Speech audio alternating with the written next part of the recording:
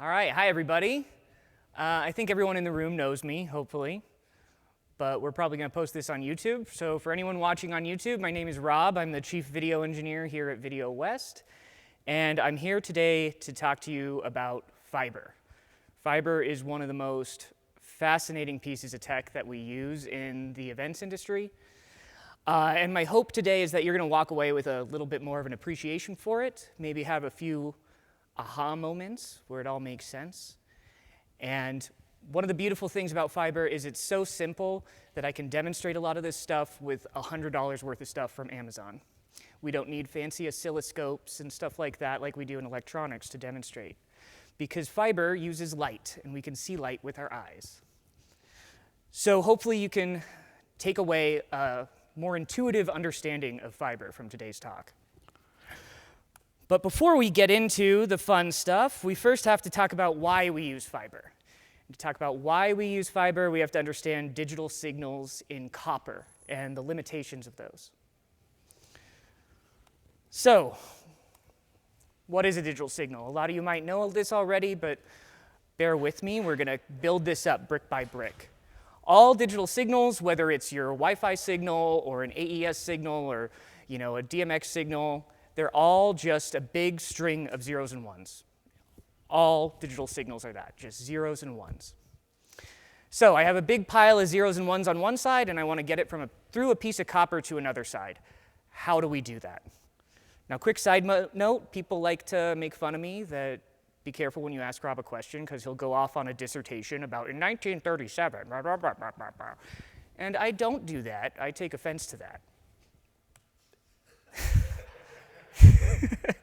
So anyway, today we're starting with the telegraph.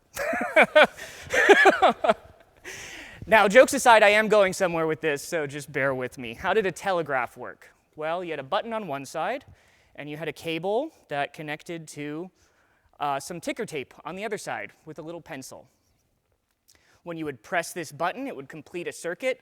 Voltage would go down that cable, fire an electromagnet on the other side that would lift up the pencil and make it touch the piece of paper to make a mark. So to send a signal, all you had to do is just tap this button, and it would just make marks on the other side with the pencil. Push the button down, pencil goes up. The reason I'm starting here is because this is exactly the same how digital signals work. In fact, you could send any digital signal you wanted down a telegraph. It would just take a very long time. So what do I mean by this? Well, we have two states of the button, right? We have the button released and the button pressed. And we have two numbers that we want to send, 0 and 1. So we can just assign one of these numbers to each of those states. So we can say when the button's not pressed and there's no voltage in the line, we can call that a 0. Then we push down the button. Now there's some kind of voltage in the line. We call that a 1. And we just repeat that. Release the button, that's a 0. Press the button, that's a 1. And repeat that over and over again, and you get this beautiful square wave that sends your zeros and ones out. And this is precisely how all digital signals work. They generate a square wave like this in the copper, and it's the same as a telegraph pressing the button. The only difference is the speed. And I like to imagine this when I'm imagining digital signals. I imagine like a little dude inside the camera just furiously pushing this button. He's got a visor and suspenders, he's old-timey telegraph guy, just hitting that button, sending ones and zeros. Now, the main difference is the speed. A button's not fast enough, so we use transistors, and humans aren't fast enough, so we use computers to do it. And to give you an idea of the speed that we use, a 12G SDI signal, for example, we're not pressing that button 12 times a second. We're not pushing it 12,000 times a second, not 12 million times a second, but 12 billion times per second we're pressing that button. You'll notice it says 12 billion bits per second there. A bit is a 0 or a 1. A single digit is a bit. So 12G SDI is 12 gigabits per second, or 12 billion bits per second. So we have this nice, beautiful square wave that we've produced by pushing our button really rapidly. But once that square wave hits the piece of copper, it's going to encounter reality. And reality is a lot messier and more complicated than theory. So it's going to encounter the resistance of the copper that's going to drop the voltage. It's going to encounter electromagnetic interference from radio waves flying around. That's going to introduce noise. So it's not going to look like a perfect square wave like this. It's probably going to look something like this. But that's okay, you can still tell where the zeros and ones are. It's not too bad. But the problem is, as it travels down this cable further and further, it's going to experience more and more of these problems. Greater voltage loss, greater interference. So we could say after maybe 100 feet, now it starts to look like this. But that's okay, you can still tell where the ones and zeros are, that's fine. But now let's travel another 100 feet down the cable. Say this is 200 feet. Okay, now it's starting to have some pretty severe voltage loss, lots of noise, but maybe some clever algorithms and checksums could still pull the data out of that. But no matter what you do, eventually it's going to look like this. At some distance, it's going to be totally unreasonable. Now, distance is not the only thing that affects this. The other thing that affects this is bit rate. So let's imagine this is our signal. It's going down 200 feet of copper. It's still readable. But now let's imagine technology has advanced. We need higher fidelity. We need more audio channels. We need higher resolutions. So let's imagine now we have to quadruple our bit rate. We have to send 4 times the amount of ones and zeros, push that button 4 times as fast. Well, now our square wave looks like this, and when it goes down the cable, it looks like that. It's unreadable down the same length of cable. So these two things combined, higher bit rates and longer cables, make huge limitations to copper. But what if there was a better way? And I'm sure most of you have already guessed that better way. That better way is light. I don't know if you know this about light, but light can travel an extremely far distance. It doesn't encounter voltage loss. This is an image from the James Webb Telescope, and you can see a lot of these galaxies. This light has been traveling for billions of years, and it arrives at us with almost perfect clarity. In fact, the only distortion you see in this image is you can see some of these bits are curved.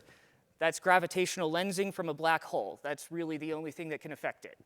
And if you have a black hole backstage, I think you have bigger problems than it messing up your signal. So, how do we utilize light instead of electricity?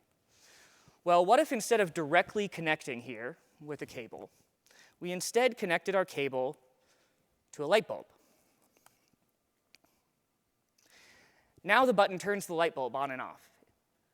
Again, we still have two states. We have zero, the button's not pressed, the light bulb is, oh, and we put a photoresistor on the other side. Now we can use light to send the signal. And again, we have two states. We have the lights off, we can call that 0, and we have the lights on, and we can call that 1. And we can just blink the light to send our zeros and ones. Now I want to pause here for a second to really emphasize this is literally all that's happening in a fiber transmitter. There's no extra processing going on, there's no computers doing any math, there's nothing. It's literally just when it sees voltage from a 1, the light turns on. This is why you can mix and match fiber transmitters and receivers. I can take an AJA transmitter and pair it with a Blackmagic receiver, and as long as they're both speaking the same language, like say SDI, they can talk to each other. Because there's no translation going on here, no unique language, they're just blinking the light when they see voltage. This is also why I can take an SFP from a switch and then put it into a Teranex and it'll work the same, because the SFP has no idea what it's sending. It's just blinking whenever it sees voltage. Now, there are some compatibility things that you do have to think about with fiber, but we're going to get to that later. But now we have a new problem, right? And that's that light travels in straight lines. So, what do we do about that? We could put a big dark tube between backstage and front of house, but that's probably not very practical. We could maybe set up a bunch of mirrors, but that's going to be a huge pain in the ass. What we really need is a way to bend the light around corners the way we do with a copper cable. Well, luckily, light has some properties that we can take advantage of. One of them being total internal reflection. Now, to understand total internal reflection, we first have to understand two concepts with light, and that is reflection and refraction. Reflection is when light bounces off of something. Refraction is when light moves from one substance to another, like from air to water. First, we're going to talk about reflection. I like to start this with a sort of story. Imagine you are sitting at a lake. It's a beautiful, still day. The water is crystal clear and flat, and you look out across this lake and you see a mountain. And because the water is so flat, you see that mountain reflected perfectly in the lake. Now imagine you change your perspective. You stand up and you look straight down into the water. And instead of seeing a reflection, you see down to the bottom of the lake and you see all the pebbles at the bottom. Why is this? Why is it that when I look out across the lake, I see a reflection, but when I look straight down, I can see through the water? This is something that it was described in the Fresnel equations. Don't worry, we're not doing math. I'm not going to make you do math. But I wanted to bring up the Fresnel equations because some of you might remember or might be familiar with this fancy boy, Augustin-Jean Fresnel, famous for Fresnel lens. And he was one of the most important physicists in discovering all these optics. So in the Fresnel equations, he describes the angle of light hitting a surface changing its reflectivity. So when the light hits the water, it has two options. It can either refract into the water or it can reflect off of it. What percentage of light reflects and what percentage of light refracts is dependent on the angle the light's hitting the water. So the best way I think to think about this is a skipping stone. So imagine you have a skipping stone. If you throw it at a nice shallow angle against the water, it's going to skip off the surface. But if you take that same skipping stone and throw it straight down into the water, it's just going to go in. It's not going to bounce out. Light does the same thing. When it hits at a shallow angle, it will reflect off. And when you go straight down, it will just go straight through. So if we do a nice steep angle, most of the light refracts into the water, very little bounces off. But if we do this shallow angle, the reverse happens. Very little light refracts into the water, and most of it bounces off. So if we look at our example again, when you're looking straight down into the water, the light's coming down, refracting into the water, bouncing off the pebbles on the bottom and into your eyes. And you see the bottom of the lake. But when you look out across the water, the light's coming in, hitting the mountain, skipping off the top of the water and into your eyes, and you see a reflection of the mountain in the lake. So I want you to keep this skipping stone in mind. When we can get light at these shallower angles, it will skip off the surface. Now the next thing we need to understand is refraction. Oh, we see the mountain in the lake. You'll notice in my diagram here, when the light hits the water, it doesn't go straight, it changes direction. This is due to something called the refractive index. So the speed of light that we're all familiar with, c, the universal constant speed of light, that's actually the speed of light in a vacuum. When light is moving through a substance like air or water or glass, it actually slows down. And how much it slows down is measured in its refractive index. You can think of it like you're running through a field, and that's light in space, and then you hit some mud and you slow down, and that's the light traveling through grass. Then you can run through the grass again, and you're moving fast, and then you hit some sand, and you slow down even more. Light does the same thing. When it hits a substance, it slows down. And when it moves from two different materials that have two different speeds, two different refractive indices, it changes direction. And that's why you get this famous optical illusion where it looks like the pencil is broken when it's not. That's because the light is changing direction when it exits the water. Now that we understand reflection and refraction, we can talk about this other fancy boy, Willibrord Snell, who came up with Snell's law. And I have a demo here of Snell's law. I didn't make this, I found it on GeoGebra. But Snell's law defines how the light will change direction. If you imagine that this blue part at the top is our piece of fiber, and this black part at the bottom is the cladding. That's what wraps around the optical core of the fiber. It's called the cladding. And here's our beam of light inside the optical fiber. At this really steep angle, pretty much all the light refracts out into the cladding. We're getting 4% of the light is reflecting. But as we get this angle steeper and steeper and steeper, we'll start to see more and more of the light starting to reflect, and that refracted angle changing. So now you can see the blue arrow there. More and more light is reflecting. More and more light is staying inside the fiber. And I want you to notice another thing. This refracted light is getting closer and closer to the fiber. So what's going to happen once it hits parallel with the fiber? And then your angle goes even further. The refracted light's going to have nowhere to go in refraction. So it's going to be forced back into reflection. So you'll notice this. We've got 57%, 60% reflected, 65, 71, 81.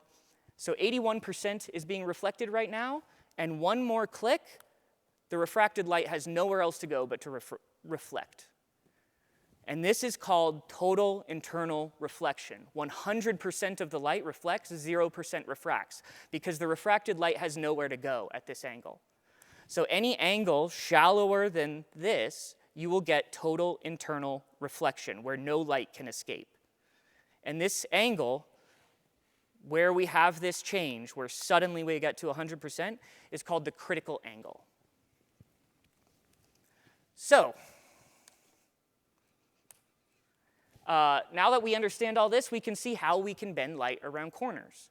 If we have some material that is transparent and light can go through, and we wrap it in another material with a different refractive index, we can force total internal reflection and cause the light to bounce around inside the cable and come out the other end. The light's still traveling in straight lines. The light's not getting bent. It's just bouncing around inside the cable. And that brings us to our first demonstration. I have an acrylic rod here that we're going to imagine is a piece of fiber optic cable. So I'm going to go over to our little demonstration area. And if you could bring this up on the screen here, Jerry. Thank you. So we have our acrylic rod that represents a piece of fiber. And when I take this laser and I shoot it perpendicular, you can see the light just goes straight through. It doesn't stay inside the piece of fiber. But if I take it this way and I start to angle it, you can see as long as the angle is shallow, the light is just going to bounce around inside the optical fiber cable. And this is total internal reflection. Now I'm going to pass this around for people. You can play with it with a little laser. Try not to shoot each other in the eyes with the laser. I'd recommend pointing it down, but you guys can pass this around and do it yourselves. I have this other example here. Turn this light back on so you can see. I have a curved piece of acrylic, the same thing. Imagine this is a piece of fiber. And if I shine the laser into it, we can get it to bounce around the corners and move around. And I'll pass this guy around too. Here, we'll start with Robinson on this one. Don't shoot each other in the eyes with the laser. Okay.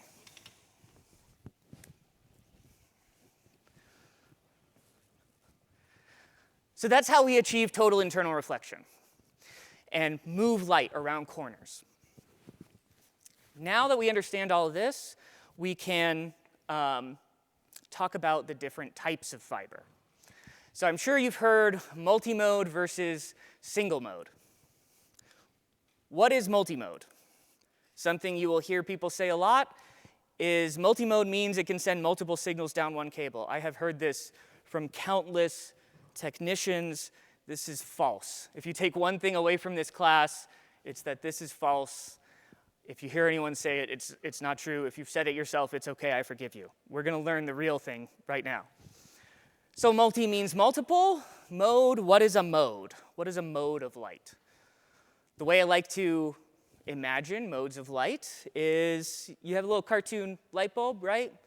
You draw a little cartoon light bulb, but you want everyone to know that the light bulb is on. So what do in your little cartoon? You draw these little lines coming off of it to represent the light coming out. Each one of those little lines is a mode of light. A mode of light is just you can think of it as a ray of light or a beam of light, a single direction, single polarity, single color. That's a mode of light. So what does multi-mode mean? It means that the fiber is thick enough that you can fit multiple modes of light into it. So if you imagine this is our little piece of fiber with our light source on one side, there's this mode, then there's more light coming in on this mode and bouncing around, and more light coming in on this mode. That is multi-mode cable. But there's a problem with doing it this way. Can anyone spot the problem? Anyone? Some of you might know it already. Nope, light can pass through each other, but that's a good guess. Correct. If we look at this closely, this mode of light is traveling a shorter distance than this mode of light, which means it will arrive first. So we can do a little demonstration of that. Imagine we blink our light once for a single one. We're going to blink a single one into the piece of fiber. And we're going to follow these two modes.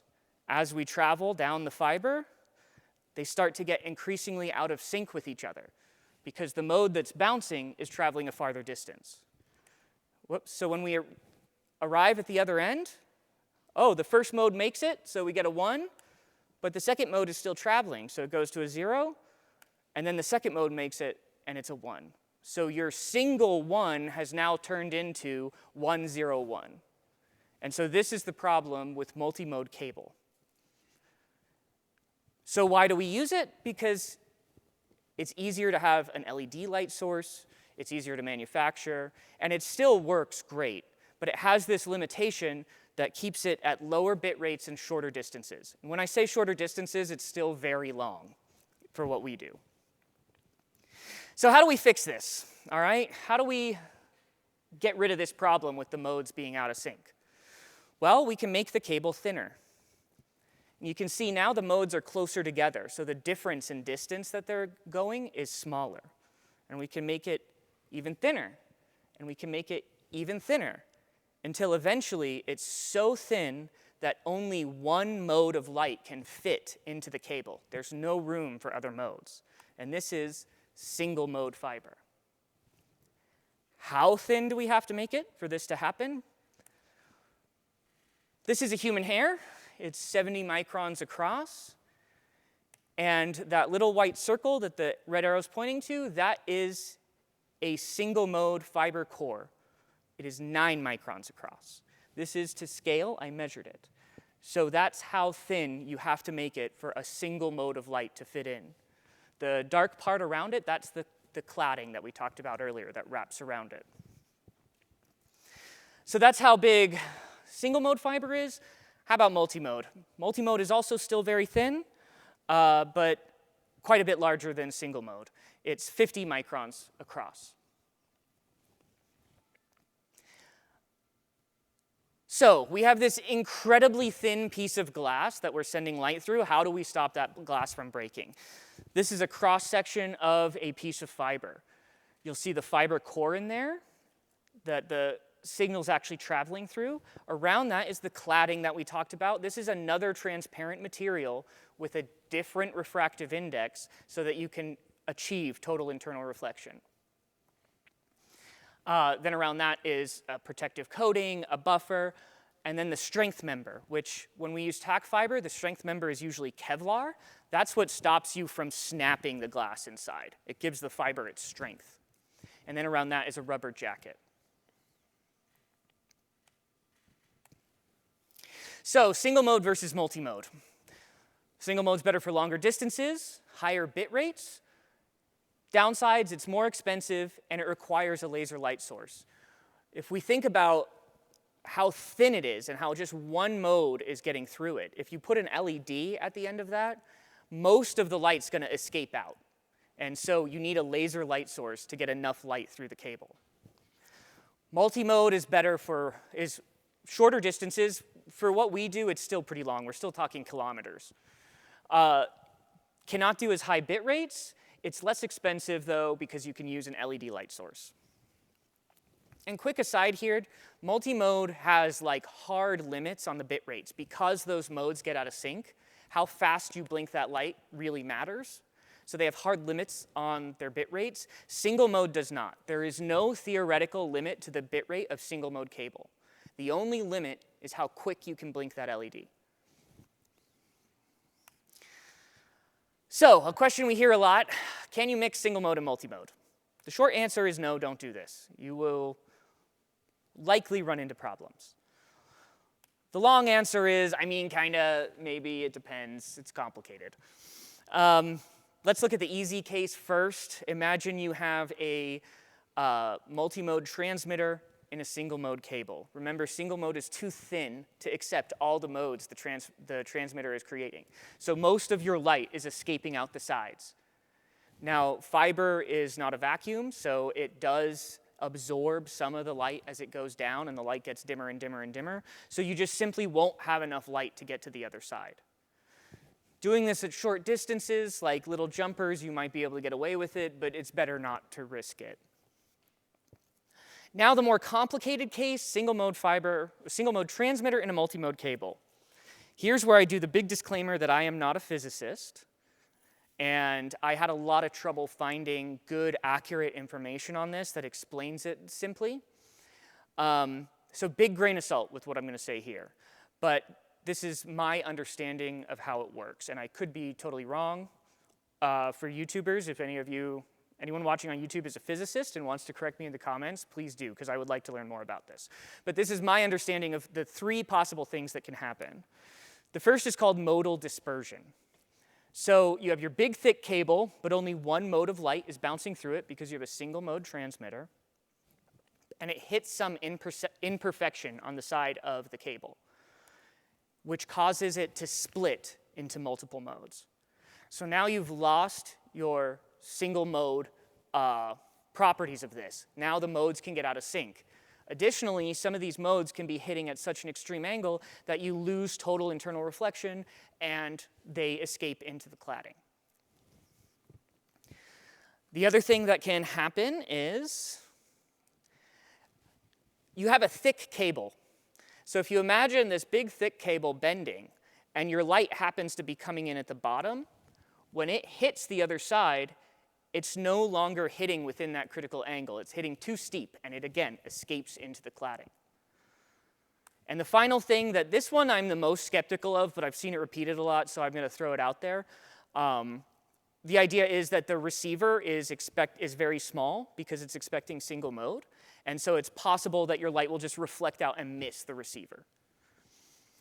Now, how does this manifest in reality? What I have seen happen is you run along multi-mode cable, shoot single mode through it, and it works great, everything's fine, and then someone disturbs the cable in some way. Either they step on it or they brush against it, and all of a sudden you lose signal everywhere. And then everything settles back down, and you've got signal, and you don't know what's going on. Someone's walking across a cable ramp or something, and all of a sudden it wigs out. Because whenever the cable gets disturbed, one of these things can start happening. Because the paths, every time you disturb the cable, the paths the light are taking is changing. So single mode in multi-mode cable, strongly recommend against it. I'm going to go through this stuff quickly because you guys can look this stuff up on your own, but I just wanted to make sure you know there are multiple kinds of multi-mode cable. They are rated for different things. The main differences between them are the materials used and the diameter of the optical core. They are color-coded. So you can see the older OM1, OM2 stuff is orange, OM3, OM4, which is newer, is cyan, and there's OM5, which is very new, that's green. Here's all the color codes, including single mode. Single mode, there's technically 2 types, but you'll pretty much only ever see OS2, so you don't have to worry about it. Single mode is yellow. And again, if you guys need to know the differences between these, what bit rates they're capable of, how to tell, you can just Google it.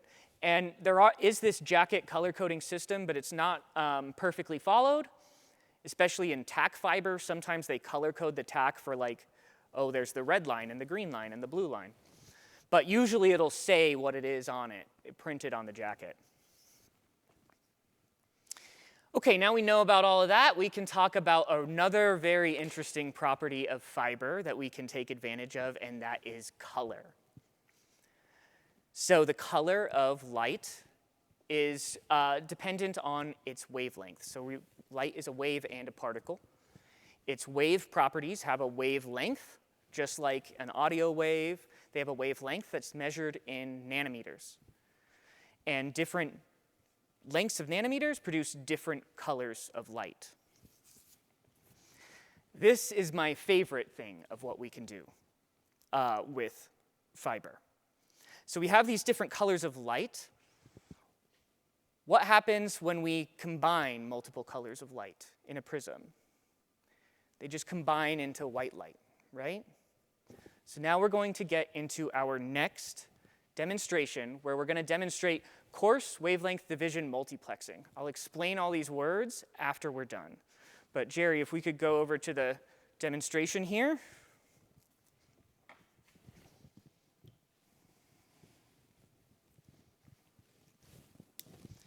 Okay, so if I shine a light through a prism, that one doesn't work.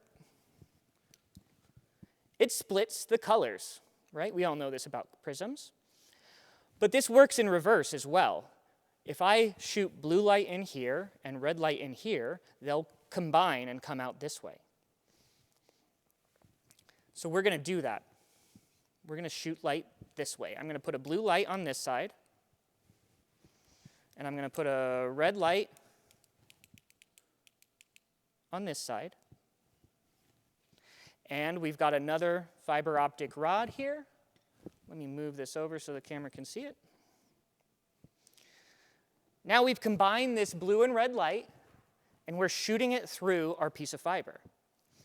And now we can take another prism and put it on this side, and we've split the red and blue light back out. Why is this cool? Well, now I can blink my blue light, and the blue light blinks on the other side. And I can blink my red light, and the red light blinks on the other side. And since all we're doing to send signals is blinking lights, we can send multiple signals down this piece of fiber at the same time. And there's another thing about light. If I shoot two lights at each other, what happens? They just pass right through each other, right? So what does that mean? That means that I can actually take this red light here and move it to the other side. And now I can send my blue signal down this way, and I can send my red signal down this way, and I can send signals different directions down the same piece of fiber. Can go back to slides. This is coarse wavelength division multiplexing. So we're going to break these words down real quick. Coarse just means they're far apart. Wavelength, the wavelength of light is its color. Division, we're splitting up the wavelengths. Multiplexing. Multiplexing means, plex means combine, multi means multiple. You're combining multiple things. So what does coarse wavelength division multiplexing mean? It just means that we're taking multiple colors of light, combining them to send multiple signals. Now, the coarse part, this is also known as CWDM, and this is how all of our multiplexers work. That demonstration that I just did is precisely what's going on inside the multiplexers. They have little tiny microscopic prisms inside them. They shoot a bunch of different colors in there, and then it goes through the fiber, comes out the other side, hits another prism, and gets split into the signals again. There are other kinds of WDM, wavelength division multiplexing, but coarse wavelength division multiplexing is the one that we use commonly. So in CWDM, you can have up to 18 signals going down one piece of fiber, one piece of single mode fiber. These are the different colors that you can assign. Now, they're color-coded, but all of this is in the infrared band. Pretty much all fiber is infrared, so you can't see it. The reason we use infrared is it has to do with how they get that total internal reflection. They want to be able to get as much total internal reflection as possible, so with the materials we use, infrared light works the best. But these are all the different colors. You can see they're measured in nanometers, 1271 nanometers, 1411 nanometers. These are all the different colors that are assigned to different signals.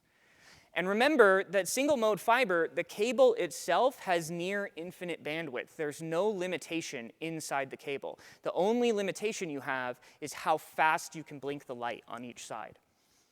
So sending 18 signals at as fast as you can blink a light, you can send insane amounts of information down a single strand of fiber, 1/10 the diameter of a human hair.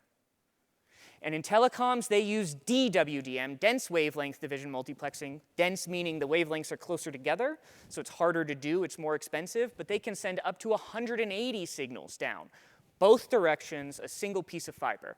And this is how we can send the entire internet in underwater cables at blazing speeds with essentially no latency. Okay, now that we've covered how all this stuff works, we're going to run through a little bit of just different standards. So there's lots of different fiber connectors.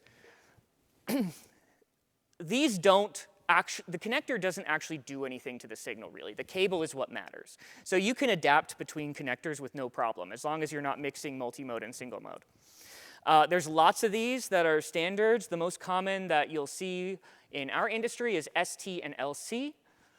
ST is very similar to a BNC connector. It's very common in broadcast equipment because it's very rugged. LC is a smaller plastic connector. It's very common in IT applications because they can fit 2 of them into an SFP. These are the 2 most common ones you'll see.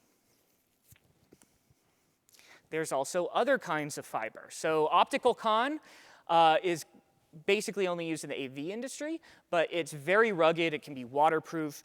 There's like 10 different kinds of optical con, and you can look those up online. We also have SMPTE fiber. This is used to connect cameras to CCUs. It's actually a hybrid cable. It has copper in it as well because it has to send power to the camera as well as some analog signals it sends over the copper. So now that we know all this about fiber, we can decode those pesky SFPs that confuse everybody. So things to remember that we learned, okay, the wavelength of the light matters, right? So when you have 2, a sender and a receiver, they have to be speaking with the same color. They can't be using different colors. If one's expecting 1510 nanometers and the other one's expecting 1310 nanometers, they're not going to work together. So the color of the light, which is measured in nanometers, is important. Is it multi-mode or single mode? That's important. How many bits per second is it capable of? How fast can it blink that light? Those, and then what connector does it use, LC or ST? So now we can look at this. You can see on this guy here, it's a 10, if you can see my mouse, it's a 10 gigabit connector, so it can send 10 billion bits per second. It's multi-mode, so you have to use a multi-mode cable with it. It's 850 nanometers. That's the color of the light that it uses. So you have to match it with one that also uses 850 nanometers. We can look over here. It has an LC connector, and there's 2 of them. So with SFPs, if there's 2, one's a send and one's a receive, so that there can be 2-direction talking without multiplexing. So now you can match SFPs. You can figure out what the SFP is meant to do. Is it single mode? Is it multi-mode? What color is it using? And then you can match them on each side so that they'll work together. Sometimes they will not say if they're multi-mode or single mode. I don't know why manufacturers don't like putting that on there, but you can usually look it up online if you search the model number. Okay, and now some common fiber tools. I'm going to go through these one by one. The first one is a cleaning pen, also sometimes called a clicker. These are in the video workboxes now. We carry them for ST and LC. How do you use it and how does it work? There is, if you can see this, a little window here. And inside that little window, you will see a spool of what looks like string. So what happens is when you click this pen, it drags a very, very tiny special string across the top of the fiber to remove dust. And it does this very gently so that it doesn't scratch the surface of the fiber. If you think back to that slide I had before of how absolutely tiny these fiber cores are, you can imagine how a single speck of dust could just block all your light. And you could imagine how a tiny, tiny little scratch could just ruin your signal. So this goes across it very gently. All you do, I have a little piece of fiber here to demonstrate. All you do is you take it and stick it into your fiber connector and just click it. If you have a male connector like this, just put a barrel on it, and that turns it into a female connector. And we now have barrels in the video workboxes as well. We also have them for LC. It works exactly the same way. The other thing we just put in the video workboxes is what they call a visual fault detector, or you'll sometimes hear it called a fiber laser. That's this guy here.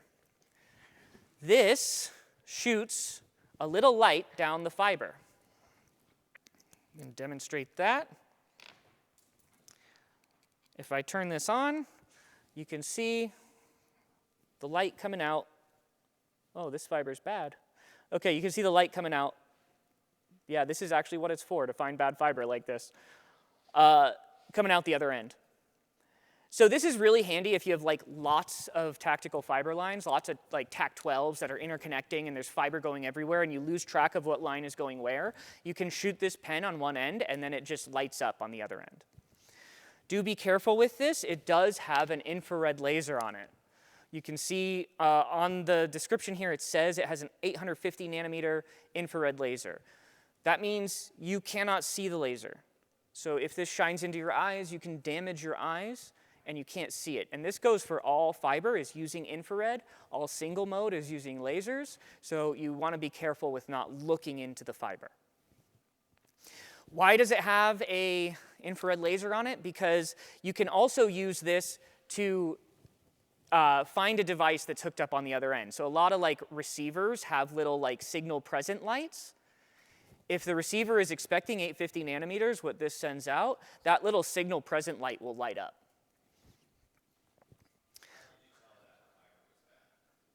Because the light wasn't making it out the other end. Yeah. Yeah.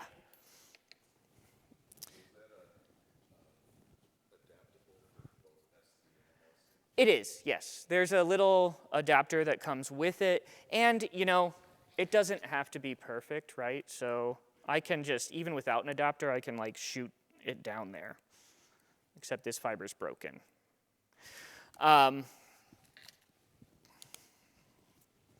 The final thing that's listed on here is a fiber microscope. Now, we did not put these in the video workbox because they're very dangerous. So this is just a handheld optical microscope that you can use to look at the end of the fiber and see if there's scratches over the core. Very handy tool if you want to put it in your workbox. But remember that fiber uses infrared lasers, and this is going to magnify that laser enormously. So if you look into an active fiber line, you will not see light coming out of it, but there is light coming out of it, and that light will go through these lenses, get amplified, and burn your retinas. So it's a dangerous tool. You have to make sure that the fiber's not plugged in on the other end, but it is a handy tool, but that's why we didn't include it in the video workboxes.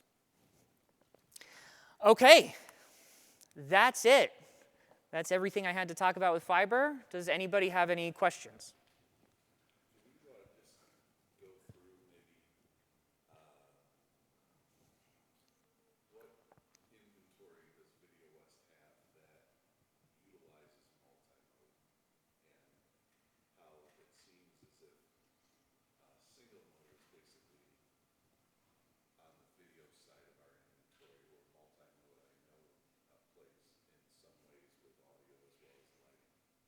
Yeah, so for the records, the question is go through what our inventory is that's single mode, what's multi-mode, why is video so single mode heavy, and it goes to the bit rates. So if we go back to this slide here,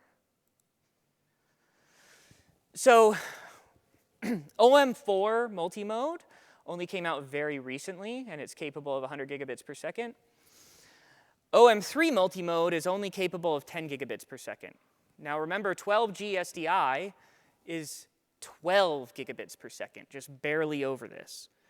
So video has a tendency to need very high bit rates.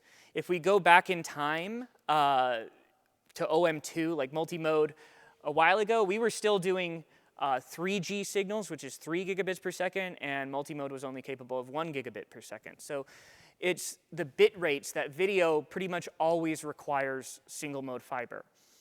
Other departments don't need such high bit rates like video does, so multi-mode might work fine. But I will say, in general, the price of single mode over the last 10 years has come down so dramatically that you're seeing multi-mode less and less in general. So it's not just in our industry, it's in telecoms, it's in networking. More and more people are just going to single mode because it's enormously superior, and the price difference now is not so great as it used to be. Great question. Anybody? Oh, and what is our multi-mode inventory? Because I work mostly in video, I'm not super sure all our multi-mode inventory. I'm mostly used to working with single mode. I know we have a lot of multi-mode SFPs, and our optical con is multi-mode, but I'm not super familiar with all the uses for it. Your answer explained the fact that lighting data Yeah. is low bit rate. Yep. Any audio signals are low bit rate. Exactly. That's why it plays on. And that's also why video in general has been doing fiber for so much longer, is we've always needed more bits. So we adopted fiber 20 years ago because we hit that bit rate limit of copper quickly. Other departments, like fiber was far less common, and recently it's becoming more and more and more common because more and more is getting demanded of those departments. As well, the price of fiber has dropped dramatically. Actually, fiber for long runs is a fraction of the cost of copper. Most of the expense of fiber is the transmitters and receivers are expensive. The cable itself is actually dramatically cheaper than copper cable. So when you're doing, because the price has come down so much, that's another reason you're seeing it more in other departments. SMPTE, yes. Ah, yes. So, SMPTE. Let's look at SMPTE. That's a very good question. SMPTE is a hybrid cable. You'll see it has, you can kind of see them in there. There's two little fiber connectors here. So it uses two pieces of fiber, and it uses several copper conductors. What I do is I take an ST barrel, and I stick it in there, and then I can click over it. And then on the other end, you should be, on the female side here, you should be able to click inside it with an ST clicker.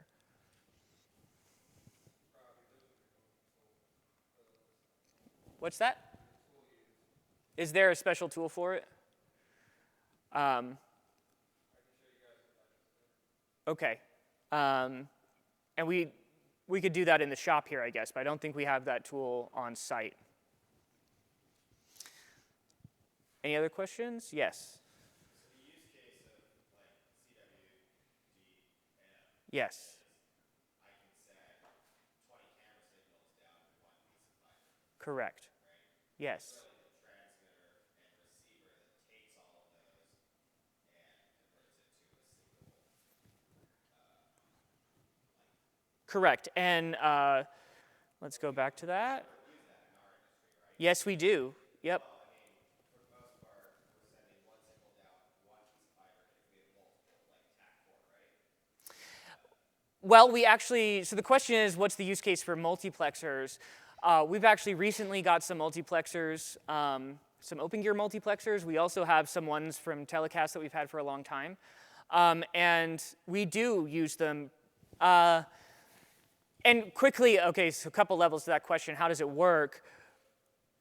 A long time ago, how it worked is you actually had to assign the colors yourself. So you had to get a bunch of different SFPs that used different wavelengths, and you had to look at them and make sure you were using different wavelengths and assign all the colors yourself.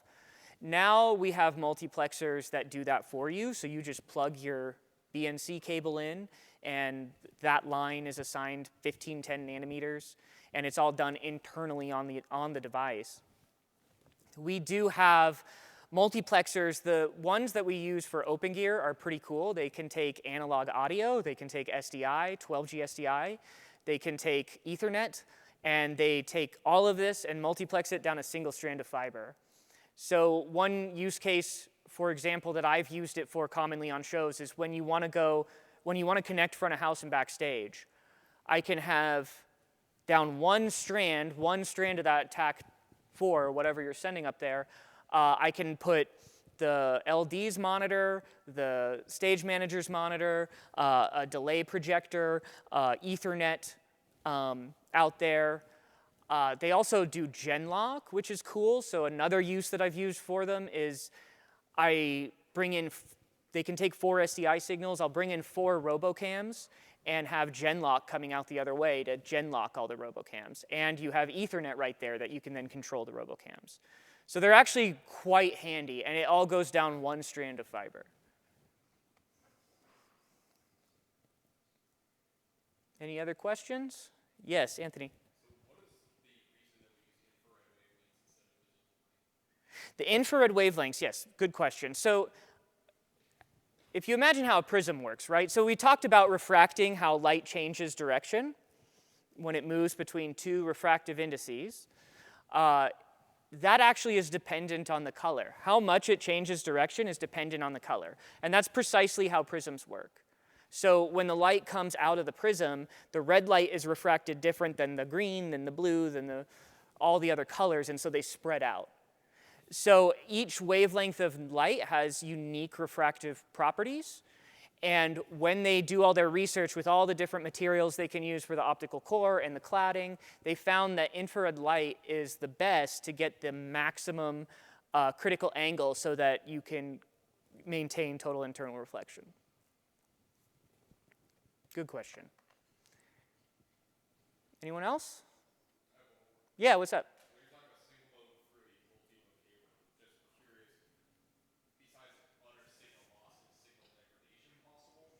It is. So if we look at, where was that slide? Here it is. So modal dispersion is where you'll see that. So as the modes get, first of all, the modes are going to get out of sync from each other, and also it's going to get dimmer if that modal dispersion causes some of the light to escape into the cladding. So as the light gets dimmer moving down the cable, it'll be harder for the receiver to pick it up. Good question. Anything else? Good. All right. Well, thanks, everybody. I hope you took something out of this talk.